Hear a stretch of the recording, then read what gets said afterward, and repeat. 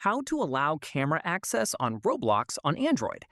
This tutorial shows you how to grant permission so features that rely on your camera actually work inside the app. First, long press the Roblox app icon from your home screen or app drawer. From there, tap App Info to open its settings.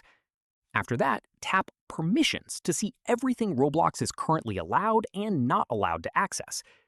At this point, look through the list until you find Camera and tap on it.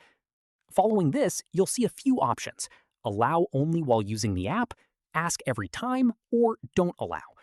From here, tap allow only while using the app if you want camera access without giving it full-time permission.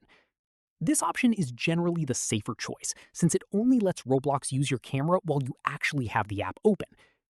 At this stage, if a specific feature inside Roblox still isn't accessing the camera after this, back out to the main Roblox app and relaunch it so the new permission takes effect properly. Once granted, camera-dependent features inside Roblox, like avatar creation tools or certain experiences, will be able to use it without restrictions. That's how you allow camera access on Roblox on Android. If this helped, drop a like, subscribe for more Android tutorials, and hit the bell so you don't miss the next one. Catch you then!